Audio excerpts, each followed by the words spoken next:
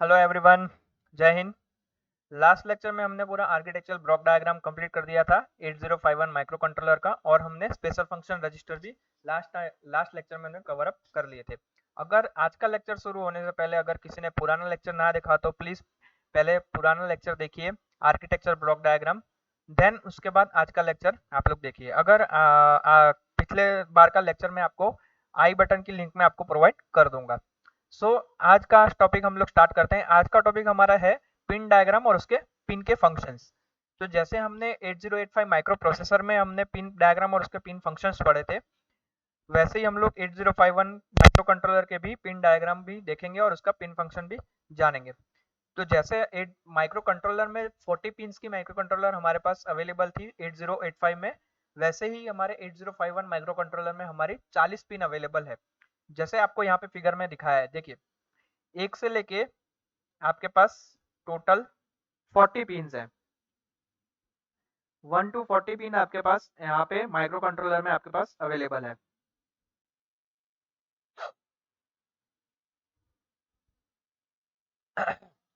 तो एक एक करके हम इसके बारे में जान लेते हैं, एक एक करके, कि हमारे पास जो पिन्स हैं वो हमारे किस किस काम आती है। जैसे हमारे माइक्रो कंट्रोलर होता है तो उसमें हमारे पास पहले सबसे पहले हमारे वीसीसी पिन होती है।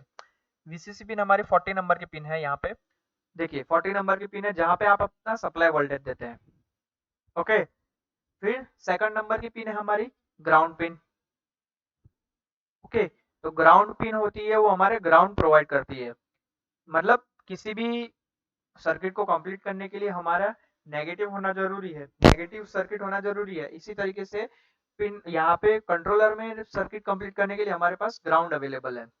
ओके, देन उसके बाद हमारा पोर्ट जीरो। पोर्ट जीरो हमारा यहाँ से शुरू होता है।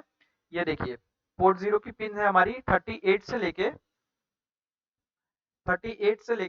हमारी 32 तक। यानी आप कह सकते हैं कि पोर्ट जीरो में हमारा जो भी डेटा अवेलेबल है वो हमारा एडीसी, ये देखिए ये पिन 32 तक।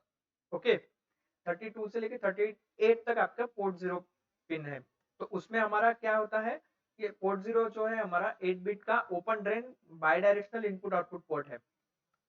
तो पोर्ट जीरो जो है हम लोग या फिर एड्रेस बस के तौर पे यूज कर सकते हैं या फिर हम लोग डेटा बस के तौर पे यूज कर सकते हैं। ओके, पोर्ट जीरो में हमारा ये देखिए AD1 से लेके AD7 तक, यानी आप एड्रेस बस और डेटा बस दोनों बाई डायरेक्शनल तरीके से आप लोग यहाँ पे यूज कर सकते हैं। ओके, तो जो आपका आउटपुट पोर्ट है अगर आप पोर्ट जीरो को आउटपुट पोर्ट के तौर पे यूज कर रहे हैं तो आपका जो इनपुट है वो आपका सिंक होना चाहिए। ओके, जब भी आपका जीरो पोर्ट पे आपका वन, यानी वन अगर आपको शो कर रहा है, इसका मतलब क्या है कि जो पिन्स है, जो जीरो पोर्ट की जो सारी पिन्स है वो आपका हाई इंपीडेंस इनपुट के तौर पे वर्क कर रही है। ओके, अगर आपका जीरो है, पोर्ट जीरो अगर आपका जीरो दर्शा रहा है, यानी इसका मतलब क्या है, आपका लो इंपीडेंस इनपुट के तौर पे काम कर रही है। ओके, आप यहाँ पे पोर्ट जीरो को मल्टीप्लेक्स लोअर ऑर्डर एड्रेस के लिए यूज कर सकते हैं या फिर आप बस डेटा बस के तौर पे इसको यूज कर सकते हैं। ये तो मैंने आपको पहले ही बता दिया है। ओके, ऐसे ही आपका पोर्ट वन है। देखिए यहाँ पे आपका पोर्ट वन है। पोर्ट वन की पिन कौन कौन सी है, 1 से लेके 8 तक, 1 टू 8 नंबर की जो पिन है वो 8051 में as a port one use होती है। Okay, 1 two 8 pin. तो ये जो पोर्ट वन है वो भी आपका 8 bit by directional input output port है जो आपका इंटरनल पुलअप्स के साथ यूज होता है। ओके, इंटरनल पुलअप्स क्या है, इंटरनल पुलअप्स का मतलब क्या है, कोई भी अगर डेटा है आपका या फिर कोई भी आपकी एड्रेस है उसको पुल आउट करने के लिए, बाहर निकालने के लिए आप लोग पोर्ट वन का यूज करते हैं। इंटरनल पुलअप्स के यूज करके आप उस एड्रेस को वहां से लैच कर सकते हैं। ओके, जो पोर्ट वन है वो उसका आउटपुट बफर आपका, उसमें या तो आपके 4 सिंक होंगे या फिर आपके 4 सोर्स होंगे इनपुट के तौर पे। ओके, जब भी आपका पोर्ट वन पे आपका वन आता है तो इसका मतलब क्या है, जो आपके इंटरनल पुलअप्स हैं जो आप यूज कर रहे हैं वो आपके हाई है। ओके, जीरो है, अगर, तो इसका क्या मतलब क्या है, इंटरनल पुलअप्स आपके लो है और वो आपके आउटपुट के तौर पे यूज हो रहे हैं। ओके, आप इनपुट के तौर पे पोर्ट 1 पिन पे एक्सटर्नली आप एक्सटर्नली पुलअप्स भी आप लोग अप्लाई कर सकते हैं। ठीक है, अब नेक्स्ट पोर्ट है हमारा पोर्ट 2। तो पोर्ट 2 की हमारे पास कौन कौन सी पिन है? 28 से लेके हमारे पास 21। ओके, यानी आप कह सकते हैं पोर्ट 2 में हमारी कौन कौन सी पिन यूज होती है माइक्रो कंट्रोलर की? 28 से लेके 21, या फिर आप कह सकते हैं 21 से लेके 28। ओके, पोर्ट 2 भी आपका 8 बिट का by directional input output port है, इसमें भी आपकी इंटरनल पुलअप्स यूज होती है। तो जो पोर्ट 2 है और उसका आउटपुट बफर है जो, वो आपका सिंक या फिर सोर्स ऐसे मिला के 4 टीटीएल इनपुट से बना हुआ होता है। जब भी आपका पोर्ट 2 पे 1 आता है, अगर हाई होता है सिग्नल 1 आता है, इसका मतलब क्या है कि पुलअप्स जो है, यानी जो पोर्ट 2 में आपके जो भी पुलअप्स यूज कर रहे हैं आप, या फिर कुछ भी आप यूज कर रहे हैं, ओके, तो वो आपका क्या है, हाई है और एज अ इनपुट वर्क कर रहा है। ओके, 0 आता है तो आपका जो इंटरनल पुलअप्स है वो लो है और एज अ आउटपुट यूज हो रहा है। ओके, इसमें भी आप लोग एक्सटर्नली आप उसे सोर्स करंट यूज करके उसे यूज कर सकते हैं as a external pull out. Now third, port 3। Port 3 की पिन कौन कौन सी है हमारे पास? पोर्ट 3 की पिन है हमारे पास 11 से लेके 17 तक। ओके, तो देखिए, ये देखिए आपको दे रखी है, सॉरी, पोर्ट 3 की आपके पास है 10 से लेके 17 तक। ओके, पोर्ट 3 की अलग अलग पिन अलग अलग वर्क करती है। जैसे 10 नंबर की पिन है वो RxD के तौर पे यूज होती है, यानी सीरियल इनपुट पोर्ट के तौर पे यूज होती है। TSD जो है 3.1 जो पिन है, यानी 11 नंबर की पिन, वो आपकी सीरियल आउटपुट पोर्ट के तौर पे यूज करती है। 3.2 है, ओके, यानी INT0 है, वो आपकी एक्सटर्नल इंटरप्ट के तौर पे यूज कर सकते हैं हम उसे। 13 नंबर की पिन जो आपकी INT1 है, वो आपकी एक्सटर्नल इंटरप्ट के तौर पे यूज हो सकती है। फिर 14 नंबर की पिन जो है आपकी T0, यानी 3.4, P3.4 आप कैसे कहते हैं, वो आपकी T0 है। तो आपकी वो एज ए टाइमर या फिर काउंटर के काउंटर जीरो एक्सटर्नल इनपुट के तौर पे आप उसे यूज करते हैं। और जो 15 नंबर की पिन है T1, वो आपकी टाइमर काउंटर 1, या फिर टाइमर के तौर पे आप उसे यूज करो या फिर काउंटर के तौर पे आप उसे यूज करो, वो आपकी एक्सटर्नल इनपुट के तौर पे यूज होती है। यानी 3.4 आपकी 0 के लिए होती है और 3.5 आपकी 1 के लिए होती है। ओके, 3.6 राइट पिन में क्या होता है, एक्सटर्नल डेटा जो होता है वो मेमोरी में राइट होता है। ओके, और 17 नंबर की पिन जो आपकी रीड पिन है, वो आपका एक्सटर्नल डेटा मेमोरी को रीड करने के लिए यूज होता है। ओके, तो ये पोर्ट 3 के जितनी पिन्स थी आपकी 10 से लेके 17, यानी टोटल हमारे पास 8 पिन है। 10 से लेके 17 हमारे पास 8 पिन है। ओके, पोर्ट 3 भी आपका एक तरीके का 8 bit by directional input output port है, जो हमारा यूज होता है इंटरनल पुलअप्स के साथ। और जो पोर्ट 3 का आउटपुट बफर है, उसको आप सिंक या फिर सोर्स ऐसे 4 TTL इनपुट के तौर पे आप उसे यूज कर सकते हैं। ओके, जब भी आपका पोर्ट 3 पे अगर 1 आ रहा है, इसका मतलब क्या है, वो आपके इंटरनल पुलअप्स को हाई कर रहा है और उसे आप लोग एज ए इनपुट यूज कर रहे हैं। ठीक है, और अगर 0 आ रहा है तो जो आपके इंटरनल पुलअप्स है वो हाई लो हो रहे हैं और आप उसे आउटपुट के तौर पे यूज कर सकते हैं। ओके, तो ये कुछ पिंस थी।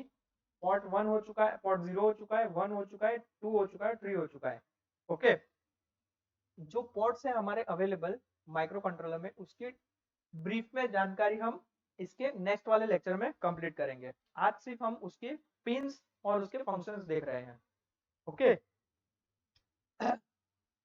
इसके बाद है हमारी RST पिन, जिसे हम लोग रिसेट पिन कहते हैं। देखिए, रिसेट पिन हमारी ये रही, 9 नंबर की पिन जो है वो हमारी रिसेट पिन है। तो रिसेट पिन में अगर आपका इनपुट हाई हो रहा है 2 मशीन साइकिल के लिए, जब भी आपका ऑसिलेटर किसी रीसेट डिवाइस को सॉरी किसी रनिंग डिवाइस को रीसेट में कन्वर्ट करता है, तब आपकी जो RST पिन है वो आपकी 2 मशीन साइकिल के लिए हाई हो जाती है। सिंपल है कुछ फंक्शन इसका, कुछ बस सिंपल, किसी मतलब कंट्रोलर में आपका अगर रीसेट अगर आपका यूज हो रहा है, यानी कि कोई भी फंक्शन आपका रीसेट हो रहा है, तो आपकी जो ये रीसेट पिन है वो आपका 1 शो करेगी उस पे। नाउ सेकंड है हमारी, उसके बाद की पिन है हमारी एएलई और प्रोग्राम। जो 30 नंबर की पिन है वो हमारी एएलई और प्रोग्राम, ठीक है। तो एएलई और प्रोग्राम यानी सिंपल है, एड्रेस लैच इनेबल। एएलई का फुल फॉर्म क्या है? Address latch enable.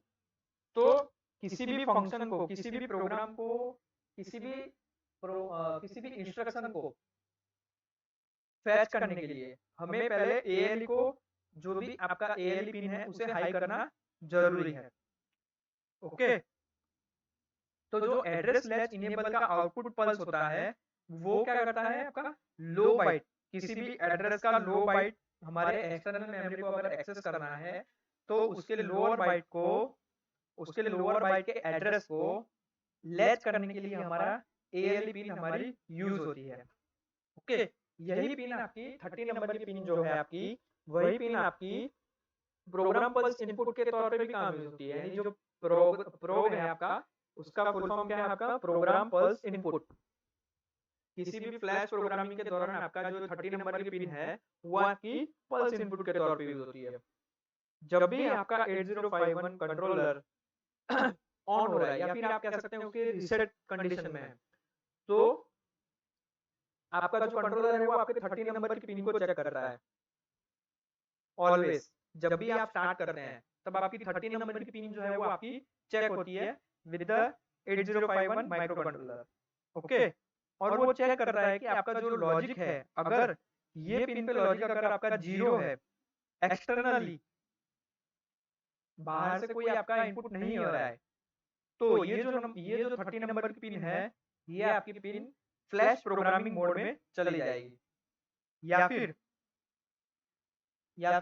ये एक नॉर्मल एग्जीक्यूशन मोड में आपकी चली जाएगी। अगर आपका एक्सटर्नली कोई इसे आपका लॉजिक नहीं दिया जा रहा है तो नॉर्मल ऑपरेशन में एएलई है जो आपका, वो आपका कांस्टेंट रेट, जो भी आपका ऑसिलेटर फ्रीक्वेंसी आपने जो दे रखी है उसका 1/6 उसके 1/6 पोर्ट पे आपका यूज होता है। देखिए यहाँ पे लिखा हुआ है नॉर्मल ऑपरेशन कंडीशन में जो एएलई है वो आपका constant rate of 1/6 of the oscillator frequency पे वर्क करता है।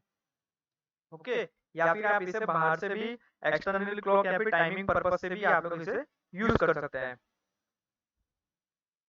और अगर आपको एएलई के ऑपरेशन को डिसेबल करना है तो आप इसे क्या करेंगे? स्पेशल फंक्शन एसएफआर में इसका जो बीट है वो 0 कर देंगे एसएफआर लोकेशन पे। तो इसकी एसएफआर लोकेशन क्या है? 8EH। यहाँ लोकेशन पे आप 0 कर देंगे ताकि एएलई का जो ऑपरेशन है वो डिसेबल हो जाए। ओके, नाउ नेक्स्ट पिन है हमारी PSEN पिन। देखिए PSEN पिन, तो PSEN पिन जो है आपकी, वो आपकी है 29 नंबर की पिन। 29 नंबर की पिन है वो आपकी PSEN पिन है। देखिए मैं आपको बता देता हूँ, जो 29 नंबर की पिन है वो आपकी PSEN पिन है। ओके, तो जो आपकी PSEN पिन है वो आपकी क्या है? उसको क्या कहते हैं? Program store enable pin. PSEN का फुल फॉर्म क्या है? Program store enable pin. देखिए program store enable pin. Okay, ये आपकी कहाँ यूज होती है? To read the external program memory. External program memory को रीड करने के लिए हम लोग PSEN पिन यूज कर सकते हैं। जब भी आपका 8051 किसी कोड को एग्जीक्यूट कर रहा हो from the external program memory, बाहर की प्रोग्राम मेमोरी से एग्जीक्यूट कर रहा हो कोड को, तो PSEN जो पिन होती है वो एक मशीन साइकिल के लिए आपकी 2 बार इनेबल होती है। एक ही मशीन साइकिल के लिए 2 बार इनेबल होती है। एक्सेप्शन क्या है उसमें कि PSEN जो एक्टिवेशन है वो किसी एक्सटर्नल डेटा मेमोरी को एक्सेस करने के दौरान आपका अगर स्किप हो जाता है तो आपकी 2 बार आपकी एक्टिवेट नहीं होगी उस टाइम पे। ओके, ये एक एक्सेप्शन है। अगर कुछ खराबी आ जाती है तो PSEN पिन आपकी एक टाइम पे 2 बार एक्सेस नहीं होगी। ओके, नेक्स्ट पिन है हमारी EA और VPP। आप इसे कह सकते हैं एक्सटर्नल एक्सेस इनेबल, और उसका पिन नंबर क्या है माइक्रो कंट्रोलर में 31 नंबर की पिन जो है आपकी, वो आपकी EA और VPP पिन होती है। ठीक है, तो एक्सटर्नल एड्रेस इनेबल पिन। तो ये पिन जो होती है वो आपकी ग्राउंड के साथ कनेक्टर होती है, ग्राउंड के साथ कनेक्ट। ठीक है, in order to enable the device to fetch code from the external program memory location starting from 0000H to 0FFFH। Okay, तो अगर आपके एक्सटर्नल प्रोग्राम की जो मेमोरी है उसकी लोकेशन अगर अगर ये जो लोकेशन दे रखी है 0000H से लेके 0FFFH तक, उसके अंदर से आपके किसी कोड को फैच करना है। ओके, तो वो आप कैसे करेंगे, एक्सटर्नल प्रोग्राम मेमोरी को इनेबल करके करेंगे। ओके, ये जो पिन होती है वो आपकी VCC के तौर पे should be strap from the VCC for the फैचिंग from the internal program memory. अगर इंटरनल प्रोग्राम मेमोरी में से आपको किसी डेटा को आपको फैच करना है तो आपकी EA जो है उसको स्ट्रेच करना पड़ता है, स्ट्रैप करना पड़ता है VCC के साथ। ओके, VCC पिन कौन सी आपकी 40 नंबर की पिन जो है वो आपकी VCC पिन है। ओके, तो उन दोनों को एक साथ कनेक्शन करना पड़ता है अगर आपको इंटरनली प्रोग्राम मेमोरी में से किसी डेटा को फैच करना है। तो एक्सटर्नली अगर करना है तो ग्राउंड के साथ कनेक्ट करना है, आपको EA को ग्राउंड के साथ कनेक्शन करना है। ओके, और जो EA पिन होती है वो आपकी 12 वोल्ट को रिसीव करती है, सॉरी EA पिन नहीं, आपकी VCC पिन जो होती है वो आपकी 12 वोल्ट को रिसीव करती है, और प्रोग्रामिंग इनेबल वोल्टेज आपका कितना होता है, 12 वोल्ट ही होता है during the flash programming. Okay, तो देखिए यहाँ पे आपको फिगर दे रखी है, अगर आपका ये पिन अगर आपकी 1 शो करती है यानी हाई हो जाती है तो क्या होगा, आपका जो 4 KB की इंटरनल रोम है या फिर आप कह सकते हैं कि अंदर इंटरनली आपका जो डेटा है वो आपका फैच होगा।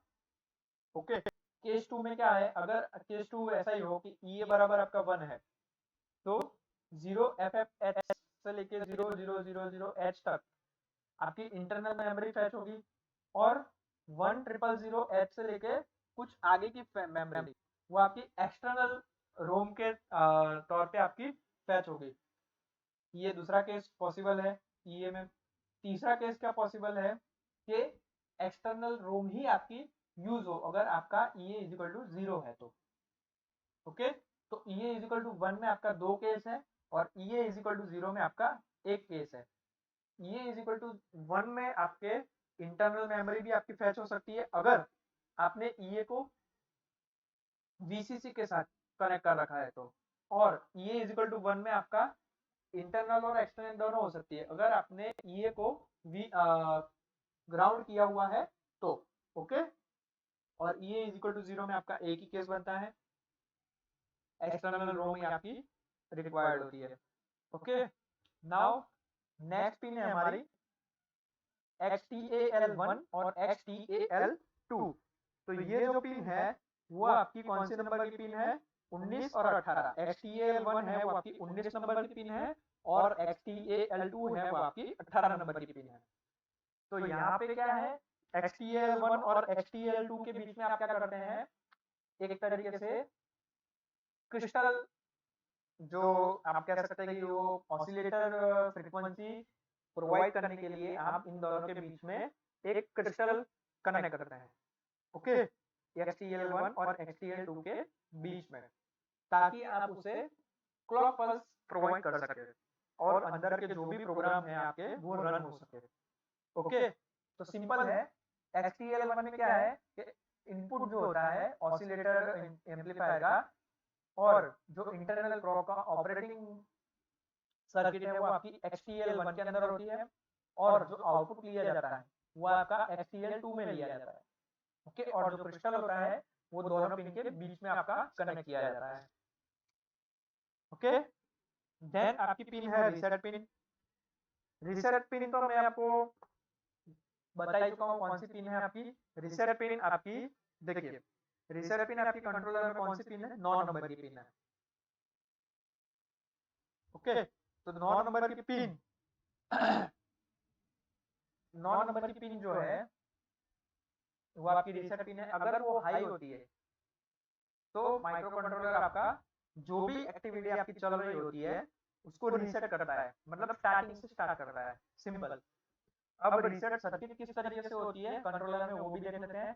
तो ये जो आपकी सर्किट आपको दे रखी है, ओके, ये वाली सर्किट जो आपको दे रखी है वो आपकी एक तरीके से रीसेट सर्किट है। इसके अंदर क्या होता है, एक सिंपल होता है, एक रेजिस्टेंस होता है और एक कैपेसिटेंस होता है। ओके, तो ये जो आरसी फिल्टर कह सकते हैं आप इसे, आरसी फिल्टर, तो जो आपका कैपेसिटर और कनेक्टेड होता है वो वीसीसी से साथ कनेक्टेड होता है और आर जो होता है वो आपका ग्राउंड होता है। तो इस तरीके से हम लोग रीसेट सर्किट को बनाते हैं। जो रीसेट पिन होती है माइक्रो कंट्रोलर में, अगर वो हाई है, जब भी आपका पावर स्विच ऑन होता है, तब अगर आपका पॉजिटिव पल्स अगर आपका अंदर जाता है तो उस टाइम क्या होता है, उस टाइम आपकी रीसेट सर्किट चेक करती है आपका जो भी फंक्शन हो रहा है। अगर उसमें कुछ भी आपका, मान लेते हैं कि उसके अंदर आपका कुछ भी प्रॉब्लम आया, कुछ भी आपका कह सकते हैं कि आपकी कुछ भी इंटरप्ट आई, ओके, तो उस दौरान आपका क्या होगा, रीसेट पिन आपकी एक्टिव होगी और उस टाइम पे आपकी जो भी प्रोसेस है वो टर्मिनेट होके वापिस से आपका फर्स्ट यानी पहले से वापिस आपका फंक्शनिंग चालू हो जाएगा कंट्रोलर का। ओके, तो देखिए यहाँ पे आपको अगर देखिए यहाँ पे अगर आपकी पावर अगर आप ऑन करते हैं, ओके, यानी आप क्या करते हैं यहाँ पे वीसीसी को हायर करते हैं, तो उस टाइम पे क्या होता है, उस टाइम पे रजिस्टर के अक्रॉस जो आपके वोल्टेज है वो आपके ड्रॉप होते हैं। ये देखिए, ये आपके वोल्टेज आपके रजिस्टर के अक्रॉस ड्रॉप हो रहे हैं। ओके, स्टार्टिंग में जब आपका वीसीसी आपका ऑफ है, जब भी एम्पलीट्यूड उसका 0 है, तो उस दौरान आपके जो रेजिस्टेंस के अक्रॉस आपका जो वोल्टेज है वो हाई है। वो कितना है आपका, वीसीसी है। ओके, वो आपका वीसीसी जितना है। ओके, जैसे ही आप रीसेट सर्किट को ऑन करते हैं वैसे ही आपका वोल्टेज अक्रॉस द रेजिस्टेंस आपका ड्रॉप होने लगता है। ओके, तो जब भी आपका अगर टाइम टी जीरो पे अगर आप अगर ये टाइम टी जीरो पे अगर आप कंसिडर करते हैं, टाइम टी जीरो पे जब भी आप पावर सप्लाई को स्विच ऑन करते हैं तो जो सप्लाई वोल्टेज है वीसीसी वो आरसी नेटवर्क के अक्रॉस आपका अपीयर होता है। तो जो भी आपका वोल्टेज है वो आपका टोटल एंटायर वोल्टेज वो आपका रजिस्टर आर के अक्रॉस आपका अपीयर होता है। और जो वी आर है, जो वोल्टेज अक्रॉस दी रेजिस्टेंस है यानी वी आर है, वो आपका अप्रोक्सीमेट इक्वल होता है, किसके इक्वल होता है, वीसीसी के इक्वल, किस दौरान, टी जीरो टाइम पे। ओके, तो जब भी इस टाइम पे इस दौरान पे क्या हो रहा है, यानी वीसीसी से लेके ये जो टाइमिंग है, यानी आप यहाँ पे जीरो अगर कंसिडर करते हैं ओरिजिन पॉइंट पे, तो जीरो से लेके टी जीरो टाइम पे आपका जो रेजिस्टेंस है, ओके, रेजिस्टेंस के अक्रॉस जो वोल्टेज है वो कितना हो रहा है, वी जीरो से लेके वीसीसी जितना हो रहा है। और उस दौरान क्या हो रहा है, आपका कैपेसिटर चार्ज हो रहा है। ओके, जब भी आपका कैपेसिटर चार्ज हो रहा है तो जो वी आर है यानी जो आपका वोल्टेज अक्रॉस रेजिस्टेंस है वो आपका रिड्यूस होने लगता है और अप्रोक्सीमेटली जीरो के नियर पहुंच जाता है। और ये जो इस दौरान की जो प्रोसेस है, तो उस दौरान आपका जो कंट्रोलर है वो आपका रीसेट हो जाता है। ओके, और जैसे ही आपका आर के अक्रॉस वोल्टेज जो आपका जीरो हो जाता है, तो उसी पल आपका जो है रीसेट सिग्नल जो है वो रिमूव हो जाता है। ओके, माने यानी जो आपकी कंट्रोलर है वो आपकी रीसेट हो जाती है। ओके, तो ये जो रीसेट है वो जो एसएफआर होते हैं उसको फोर्सफुली 00H एड्रेस पे ले जाता है। ओके, तो देखिए रीसेट सर्किट रीसेट के दौरान जो आपका प्रोग्राम रीसेट के दौरान आपका जो प्रोग्राम काउंटर होता है, तो वहाँ पे आपकी रीसेट वैल्यू कितनी हो जाती है, 0000 एच हो जाती है। एक्यूमुलेटर जो होता है उसकी वैल्यू कितनी हो जाती है, 00 एच हो जाती है। रजिस्टर बी की वैल्यू कितनी हो जाती है, 00 एच हो जाती है। प्रोग्राम स्टेटस पोर्ट की प्रोग्राम स्टेटस की कितनी हो जाती है, 00 एच हो जाती है। एसपी की कितनी हो जाती है, 07 एच हो जाती है। कोई डेटा पॉइंटर है उसकी रीसेट वैल्यू कितनी हो जाती है, 0000 एच हो जाती है। पोर्ट 0 से लेके पोर्ट 3 तक सबकी वैल्यू कितनी हो जाती है, एफ एच हो जाती है। और आईपी और आईई इन दोनों पिन की वैल्यू कितनी हो जाती है, ये आपको यहाँ पे दे रखा है। तो इस तरीके से अगर रीसेट पिन आपका किसी भी रीसेट करता है किसी भी डेटा को, तो आपकी वैल्यू कुछ इस तरीके से चेंज हो जाती है। ओके, इसी तरीके से आपके जो रजिस्टर है